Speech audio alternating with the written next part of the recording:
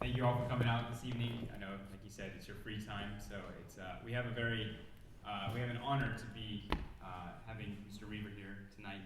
And so, Mr. Roever, he grew up in Texas and then went to the Vietnam War and received a Purple Heart there, and that means you're wounded during combat. And now he travels the country. He's a very seasoned speaker. He travels the world, in fact, telling his story, which is truly inspirational and one that's also fun and will make you laugh as well. So it's a great opportunity that we have for him to be here. So if you don't mind joining me and giving him a warm welcome to Stony Brook.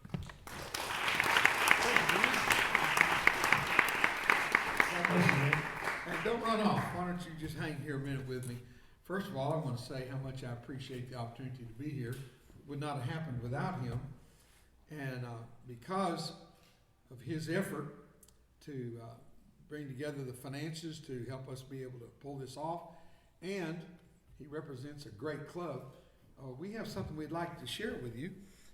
First of all, we have one for you for the work you've done, and it's a very beautiful plaque, and I want you to see it if you can from there.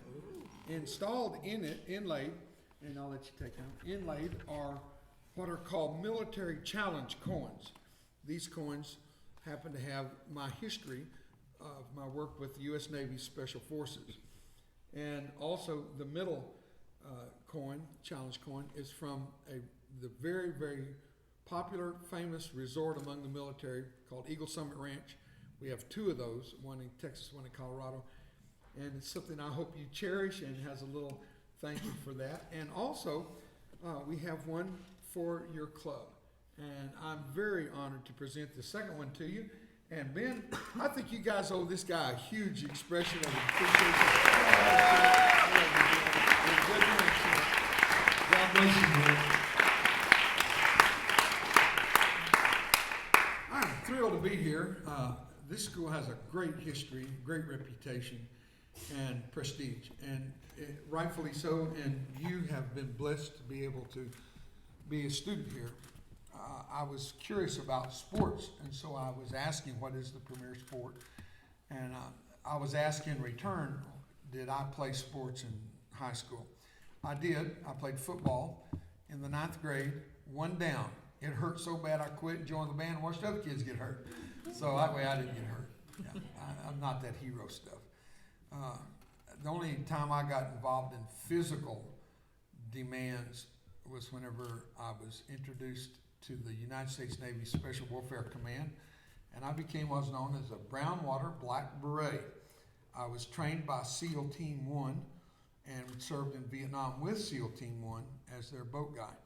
And I drove the very high speed, fast boat that would get us in and out of the rivers and canals of that war safely to the best of our ability. It wasn't safe at all, and I was injured, and I'll tell you about that tonight a little bit.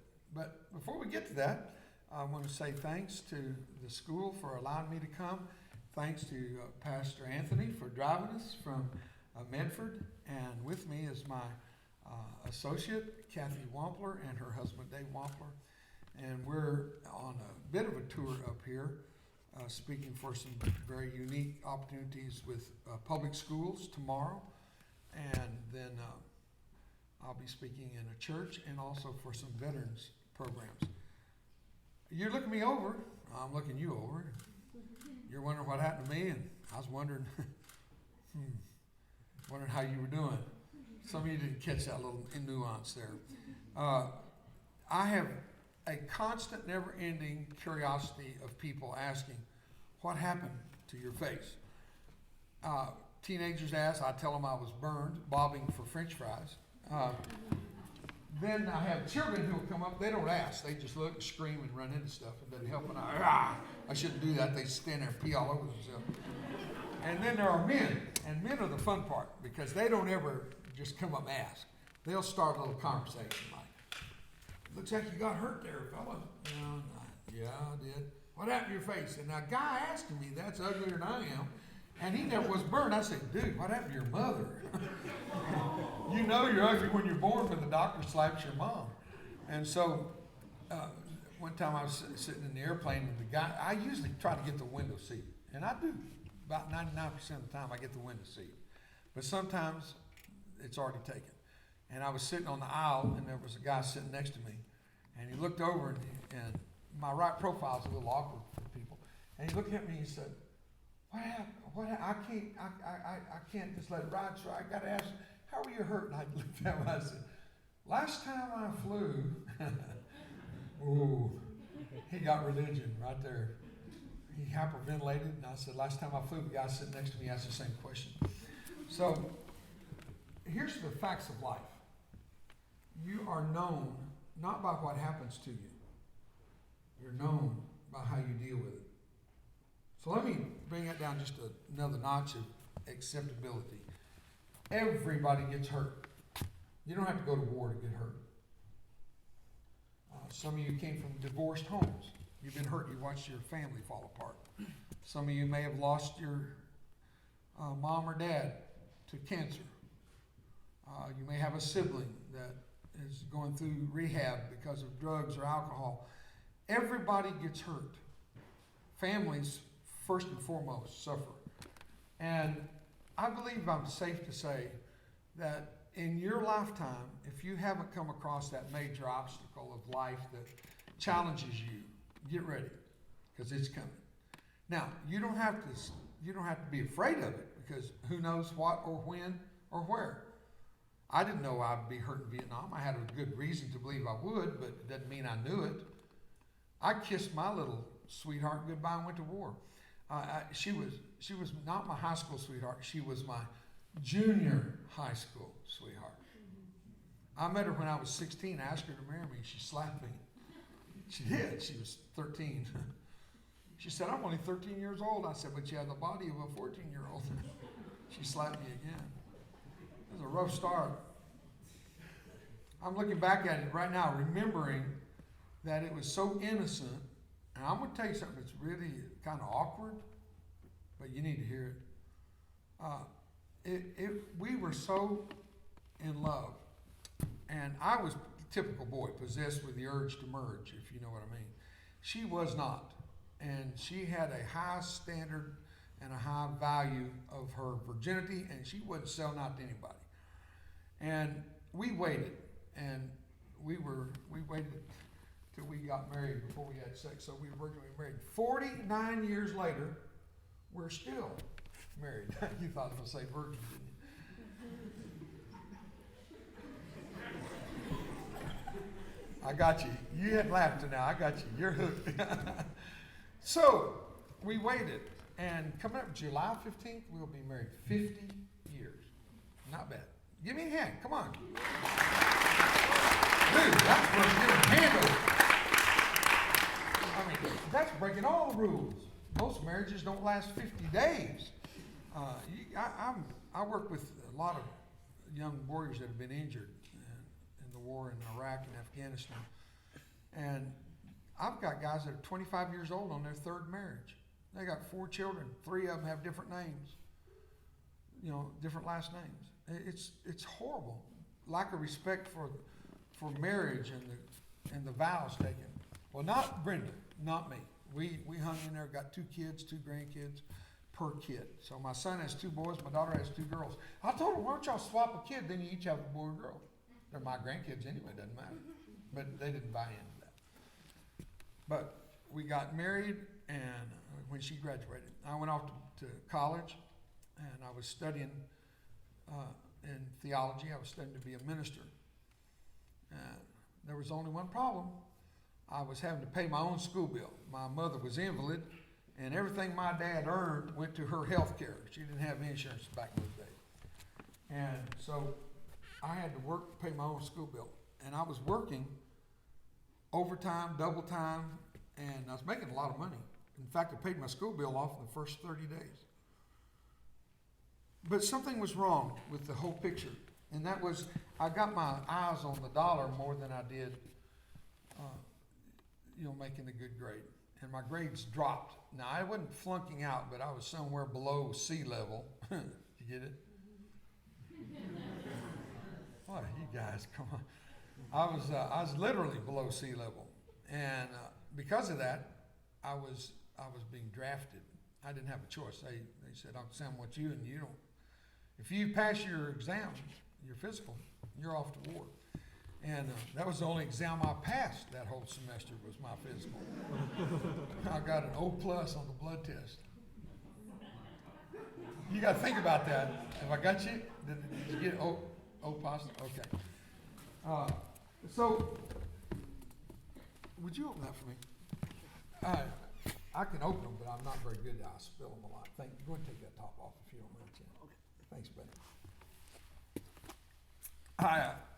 I went to boot camp, and the guy that was in charge, he was called company commander, he looked at me and he said, you went to college? I said, yes, sir. I did. He said, you're the only one in this whole group went to college. I said, well, sir, I'm really sorry about that. I guess, sir. I don't know what to say to him. You know, do you apologize because nobody else went to college? He said, you're leadership material. I said, my grades were below sea level. He said, you're still leadership material. I said, well, then we're going to lose this war. And I was in no way prepared psychologically, emotionally, mentally. No one in my family ever served in war, and we did not have a television in our home. My dad wouldn't buy one. He said it's a thief of family time. What does he know? So I ended up in a war and had absolutely zero experience. No one in my family ever served in the military. I'm the only one ever, as far back as we could trace. So how does, and my dad was a minister, how does a preacher's kid end up in a war? How does he end up in the military? It was crazy, and newlywed. But something made me feel like I need to help the people in Vietnam. I love the Vietnamese people very much to this day. I love them. In fact, I have a huge medical industry in Vietnam. I have the only cardiac care center with a catheterization lab. I do heart stents, pacemaker, angiogram, angioplasty. We save lives. We do liver work as well as heart work. And I love the people. I don't have any regrets. And you just heard that from a set of lips that's all screwed up. Look at it. Now, on the 28th of this month, I go in for a total facial rebuild by the United States Army. I'm still, after your dads and moms were babies whenever I was injured, and they're still trying to repair Humpty Dumpty. And so it seems like it never ends. It's just that in life you have challenges. And are you prepared for some of those challenges? That's why you're in school, to prepare you for challenges. And while you're young, if I can encourage you, if nothing else is accomplished tonight but this, you learn this from me, that in life you get hurt, and if you deal with it properly, and one of my mottos is never let a good scar go to waste. You know, if you get hurt, use that experience to help someone else through, because you're not the only one that's going to get hurt like you got hurt. Everybody goes through pretty much the same things in life. And whether it's emotional, physical, spiritual, whatever. And so, when I was a kid, my mother was, when I was born, she almost died. She never did recover. And she died from it many, many years later, curled up in a fetal position in a nursing home. She died. Before she died, back many years ago, when I was just a young boy, she was able to communicate pretty well. Very well, actually. But she couldn't get around. She had emphysema. She had asthma. And never smoked a cigarette in her life. People asked me if I ever smoked. I said, yeah, once. Then they got the fire out. Okay, it's slow. But smoking is hazardous to your health if you look at me. But she never did smoke, and she had brittle bone disease, and she had tumors on the pituitary gland. When she laughed, she thought she was crying. When she was crying, she thought she was laughing. But she was a brilliant communicator until she couldn't talk anymore. And I was raised in part by a Mexican nanny, Maria Rubio. I didn't learn English till I was 6 years old, and I had to learn English to go to school. That's when they told me I was not Mexican. Broke my heart. I thought I was Mexican all those years. Every friend I had was Mexican. I ate enough tortillas to qualify to be a Mexican for the rest of my life. Not to mention the beans. I qualified for a motorboat. I had so many experiences from the time of my childhood that whenever the day I was injured, it was not such a big surprise. And even though you think you'll never get hurt, you'll never be injured, get ready for it, because it's going to come in life. It's not negative. And I've tried to show you that already. And I'm going to tell you the rest of the story. When I kissed that little teenage girl goodbye, my sweetheart, I looked her in the eye and she said to me, she said, "Are you coming back?" In my particular organization in Vietnam at that time, we had the highest killed in action of all the military in Vietnam. We had more killed in action per capita than anyone. And I looked at her and I said, "I'll be back without a scar." Why did I just say, "I'll be back"? Then I could be governor of California. I said, "I'll be back without a scar." And when I said it, I knew I just made a promise I couldn't keep. And I kissed her goodbye, and I can still taste the salt of her tears on my lips. I remember the look in her eyes. These are things that you don't forget. They're enhanced with time because you don't want to forget. You don't want to lose that memory. It was one of the most tender moments of my life. I was trying to make a promise to be the man of the house, the husband, the provider, everything that a guy thought he's supposed to be. But in my heart of hearts, I knew I would not come back the way I left.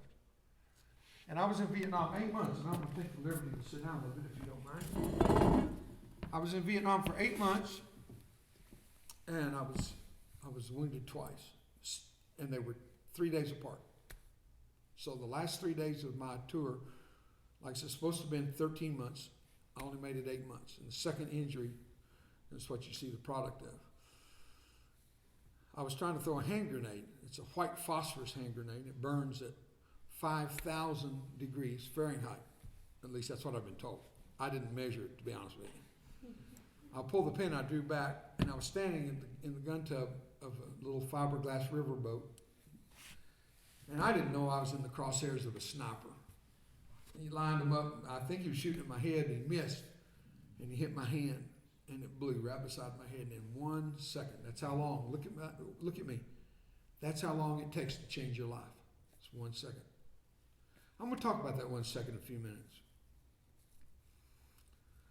May the 14th, 1988,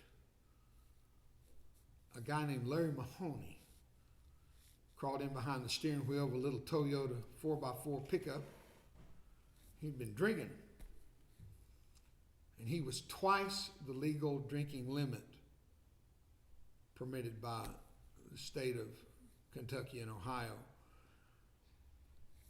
And he was driving down Interstate 71, and he hit a school bus head on. And he killed 27 kids just like you, your age. Killed 27 of them at one time. They burned to death. I had just been in that school like I am with you today, but it was with the entire student body, about 1,500 students. And they went home and they were talking about the assembly that day. And when the bus crash occurred, I got a phone call from the school board, and the president was saying the parents of the students that have perished are asking you to speak at their funeral because they came home talking about you and they loved you, Mr. Roever. Would you do that funeral? I don't do funerals. I'd rather do resurrections, if you know what I mean. Funerals? I've done 5 funerals and 5 weddings. 4 of the 5 weddings ended in divorce, but everybody I did the funeral for stayed dead. So I guess I'll stay with that, have a higher success rate. I spoke at the funeral for all those dead kids from one drunk driver. Took 1 second for him to make the decision to turn that key, start that vehicle, and drive it. When you're young, you don't realize sometimes the consequences of this most minute and small behavior. Seems so insignificant. But from that moment, the rest of your life can be changed forever in the most negative imaginable way. 1 second changed my life.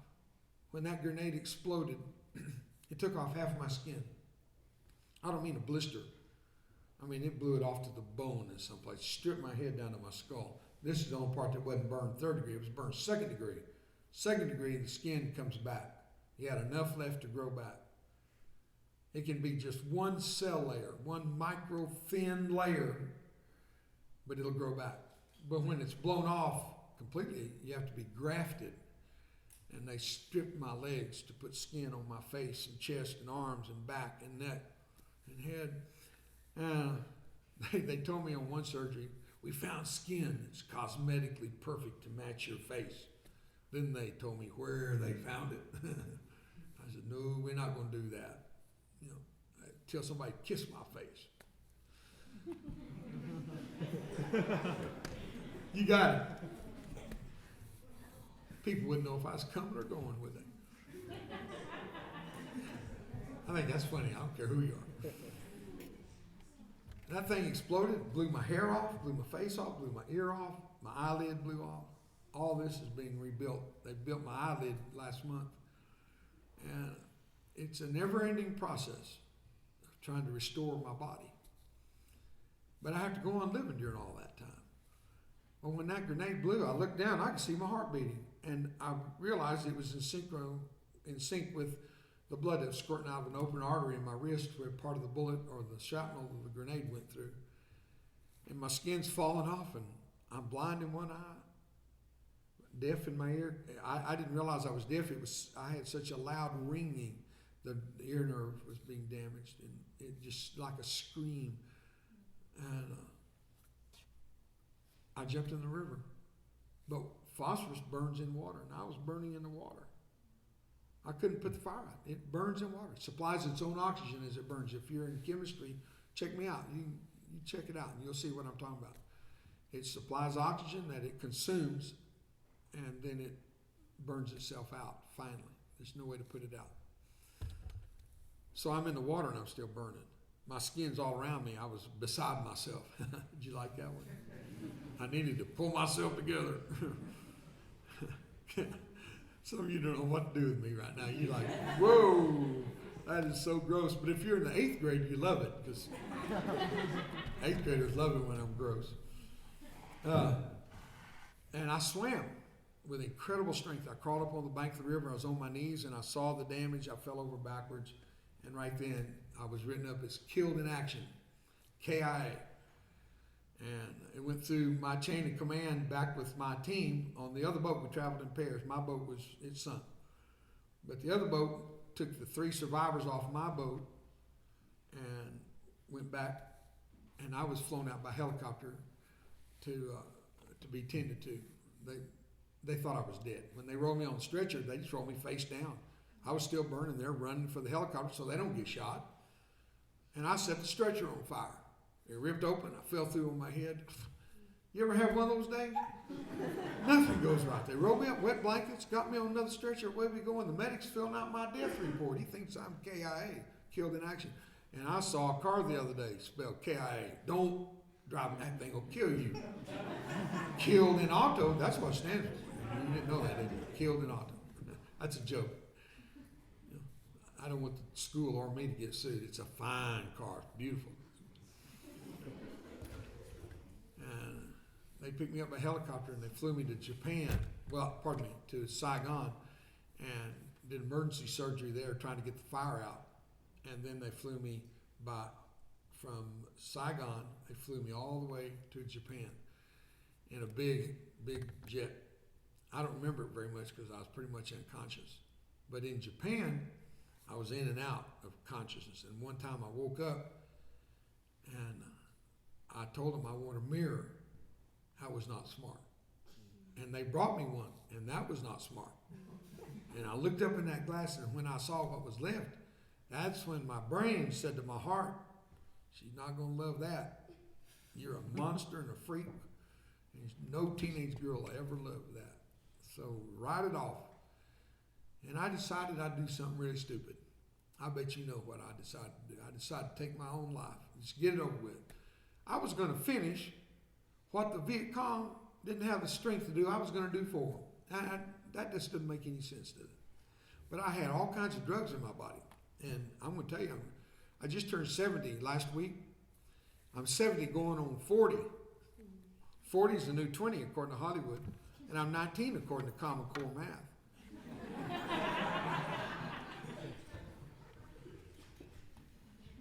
That day,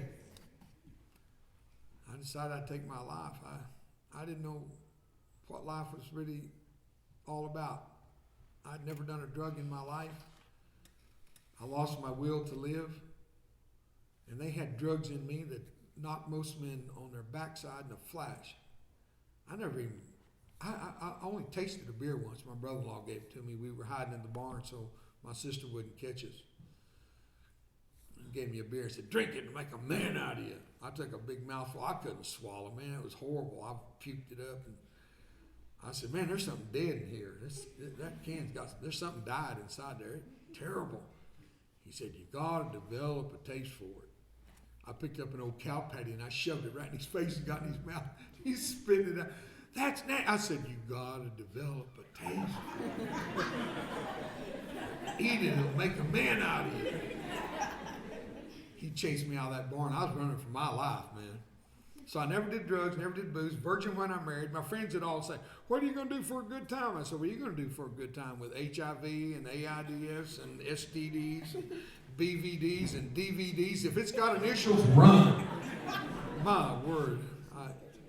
So I never had drugs. Now they've got me on a drug in that hospital. And I thought she couldn't love me. So I decided to kill myself. I didn't have a gun or knife, but I pulled the tube out. I laid my head, I even folded my hands. So I'd be a good corpse. And I waited to die. And I waited. And I waited. I got hungry. That's when I realized I pulled the wrong tube. I pulled out lunch, dude. I pulled lunch. Now, you can die that way, but it's going to take a while. And if you smell a pizza, you're plugging that tube back in. I'm telling you, one Chick-fil-A and your life's worth living. They came in and chewed me out, pulling the tube, and they sent me to America, to Brook Army Medical Center in San Antonio, Texas. I was in the hospital there for 1 year and 2 months. And at the end of the month, I go back there again. I go back all the time now, trying to put Humpty Dumpty together. And I got to tell you, the story I'm telling you, I laugh now. It wasn't funny then, you know. Then it hurt. I jumped out of a helicopter in Iraq not long ago, and I hit wrong, and my feet went out from under me when I hit, and I sat down real hard and broke 6 vertebrae. So they had to go in and put 12 screws and 2 rods in my back and steel brace on my leg, which I'm in my 7th week without my steel brace. I'm walking without it, thank you, Lord. But my leg went paralyzed, and they put an artificial knee in, and then I've got a steel braid that holds my skeleton together through here because they opened it up to do heart surgery. And then a steel bar holds an artificial ear on, a cover that covers my whole right eye since it doesn't blink, it protects it, a hairpiece. When I die, they're going to open an Ace Hardware at the cemetery. Come get your parts. You paid for them. Your folks did. It's called taxes. Keep those cards and letters coming in, folks. I tried to kill myself. But when they sent me to America, they put me in a room where everybody's supposed to die. And there were 13 of us in that room. Everybody did die except me. I'm the only one that lived. 13 of us, and 1 made it. I never will forget the first day. They let visitors come in. And a woman came to see her husband who was in the bed right beside mine. He was burned 100% 3rd degree. You know what that means? There was no skin left on his body. No one has ever survived 100% 3rd degree burn. It's like being beheaded. You can't put your head back on. You're dead. When you lose all of your skin, there's no skin to put where you were burned. Because my legs weren't burned, they became the donor site. They had skin to put on me. But because of the head damage, they thought he's not going to make it. So they put me with everybody else that they thought wasn't going to make it. And I'm the only one that did make it. That woman walked in, looked at her husband with no skin, who's going to die anyway, took off her wedding ring and threw it on the bed. And she said, "You're embarrassing. I couldn't walk down the street with you." And turned around and walked out. I saw it. And my little teenage wife saw it. But she didn't know it was me that was in the bed beside him. When that woman walked out, they said to my wife, "You're next." And they pointed at me and said, "That's your husband." She said, "No, it's not." They said, "Yes, it is." She said, "No, it's not." And they walked over and there's the chart and my name on it. She said, "That's not him." They walked up to the head of the bed and they turned my wrist over and there's my name on the tag. She said, "Well, it is him, isn't it?" And she looked real long in my good eye. And something convinced her I was her husband. And she bent down and she kissed what was left of my face. And she looked me in my eye. She said, "I want you to know, I really love you. Welcome home, Davy." And when she says, "Davy,"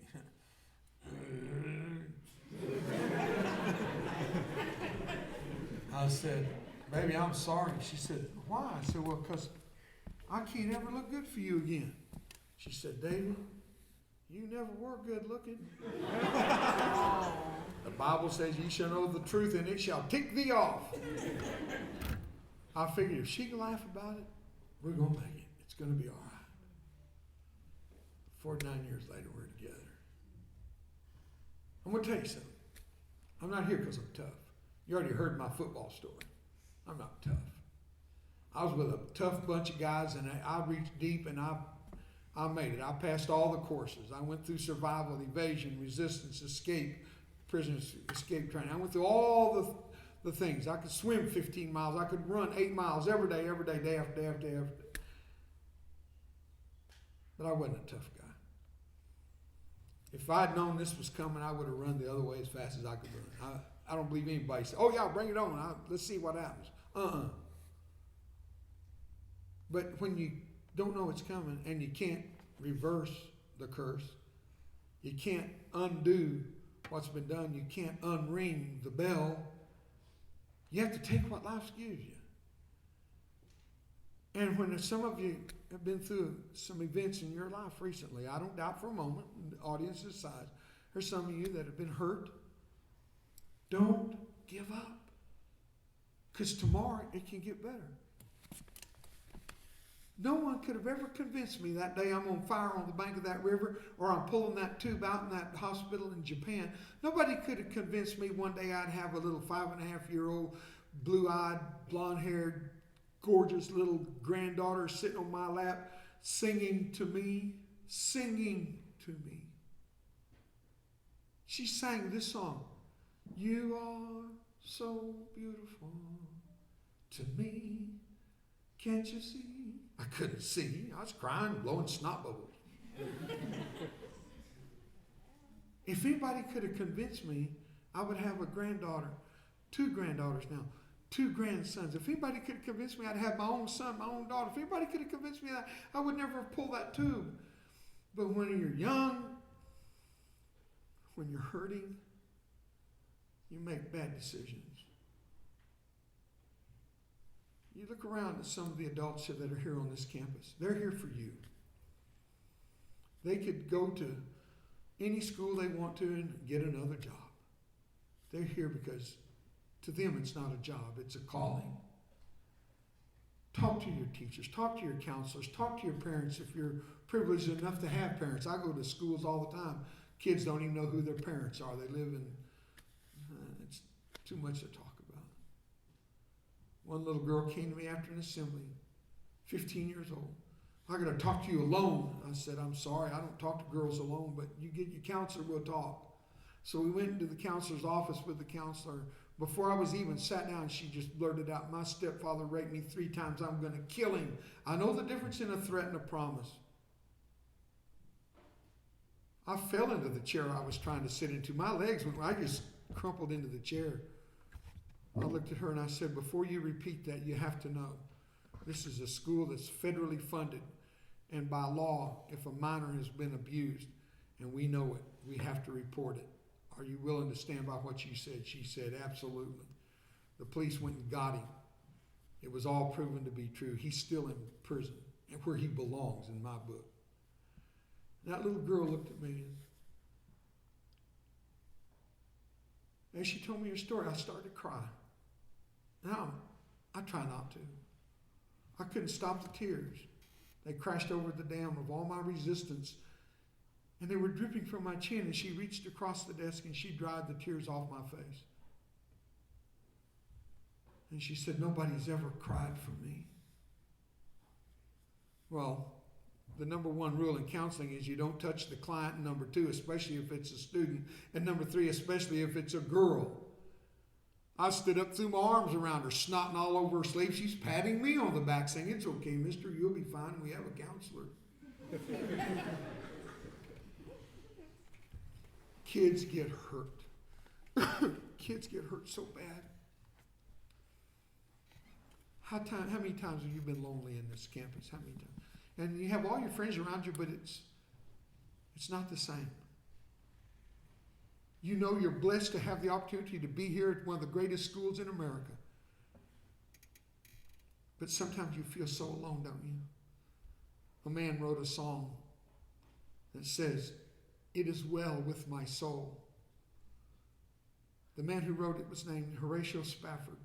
3 girls, his daughters, all drowned at sea. They were on their way home. He was a businessman in Chicago, sent his wife and 3 daughters home to Europe, and on the way, the ship sank. And the mother, the wife of the man, the mother of the 3 daughters survived.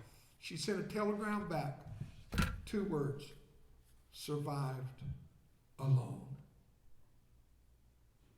Every time I've told that story, I've thought about that song, and it's written by Horatio Spafford. As he went home for the memorial of his daughters, the captain of the ship he was on stopped over the watery grave of his 3 girls, gave him time alone on the bow of that ship, and he penned those famous words, it is well with my soul."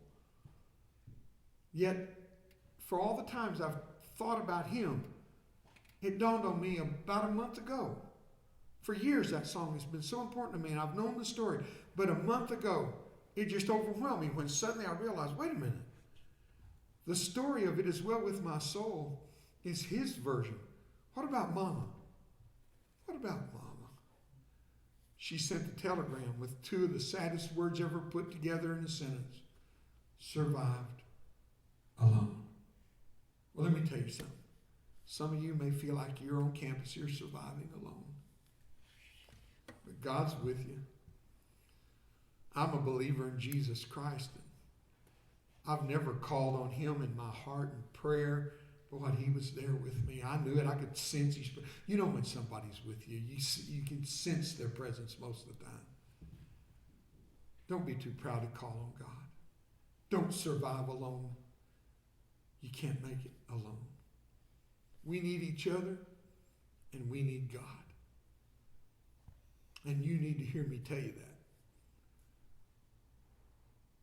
I felt alone a few times in that hospital. I felt even more alone a few times in that jungle of Vietnam. When my enemy was so close, if I were to bat my eyes, he would have seen me. I was totally camouflaged, and I could not bat my eyes. If I blinked my eyes, I would have exposed my position. He was right in front of me and couldn't see me. I could smell his breath. And dude, it was bad. I wanted to say, get some Tic Tacs. I've survived alone a few times. I don't like it. And so I left the hospital with a suitcase in one hand, sweetheart in the other, and I've never been alone again. Even though I've traveled by myself a few times, I don't like to always have my staff with me. But now I travel all over the world and I share my story. I talk to students by the millions in my career, 7 million. That's about 49 million pimples. Did you get it? I tell kids all the time, I have scars, you have pimples, we're even. You get over pimples, you don't get over scars. Scars have a story to tell. And everything was fine until 9/11. And at that point, I was ready to go back in the military, and they wouldn't take me. They said, you're already 100% permanently and totally physically disabled, not counting mental. I said, what's mental? They said, 240%. But today I serve with our troops to encourage them not to take their life. That when they get hurt, They get burned, they lose their legs, they lose their arms, they lose their minds, they lose their memory. I want to be there for them. No one was there for me. Not in that jungle. Nobody. You ever heard of Bob Hope? Well, he used to go all over Vietnam. He never came to where I was in the jungle. The Dallas cheerleaders went all over. They didn't come to where I was. I would have remembered that. I was surviving alone and didn't like it. I got out of that hospital, suitcase in one hand, sweetheart in the other. I did fine until our nation was attacked. And at that time, I had to deal with my emotions. And I found out that love heals a lot of broken hearts. So today, if you wonder why I came here, I came because I wanted to say I love you. In sign language, that means I love you, but my thumb got blown off. I speak sign language with a lisp. It means I love you. I really, really do. My time's up. I want to tell you this much real quick. I lost my face, but I didn't lose my self-identity. Lost my hair. It was blown off. I got my hair back. I bought it. I did. I don't mind it. I just don't like chasing it across school parking lots on windy days. That's happened. My dog brought it back once. Stinking mutt. My artificial ear fell off. I was speaking down in Jamaica. I was preaching.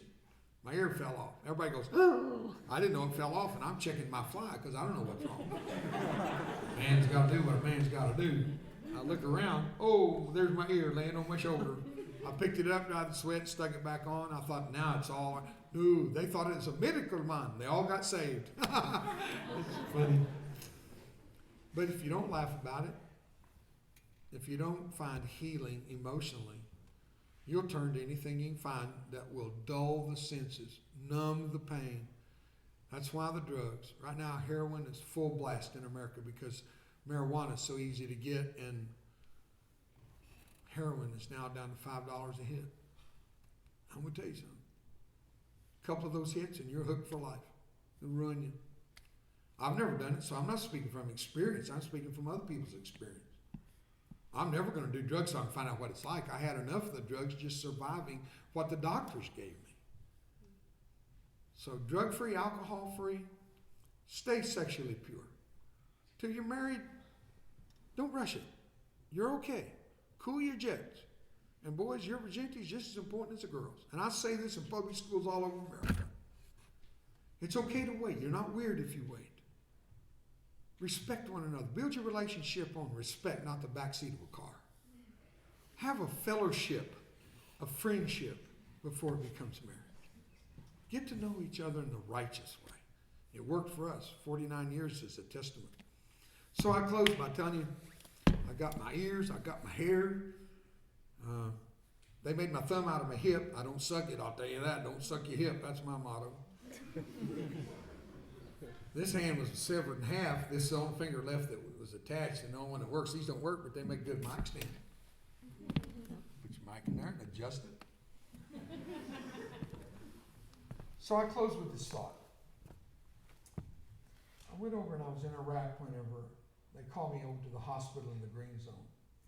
I ran up the steps into a room the doctors ushered me into, and there was a young man laying there, 19 years old, burned 100% third degree, no skin. He was going to die. In fact, he died in my arms. As I held him, he passed. I said these words to him. On behalf of a grateful nation, I came to tell you thank you. A man named Abraham Lincoln. For those international students, you know who I'm talking about.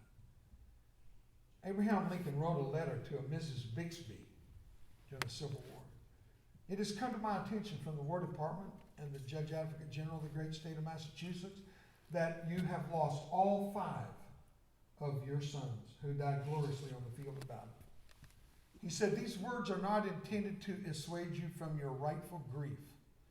Yet, he said, they must be tendered. Listen to these words. The solemn pride that must be yours to have laid so costly a sacrifice on the altar of freedom.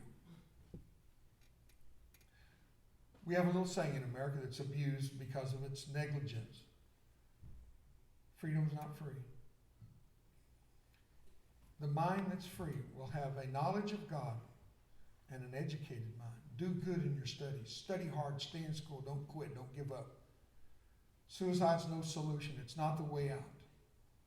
And don't be afraid to call on God when you're lonely. Don't survive alone. Does that make any sense? I love you guys.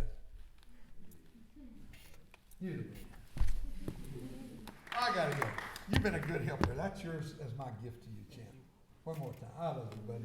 God bless all of you. It's been a pleasure to be with you tonight. Thank you.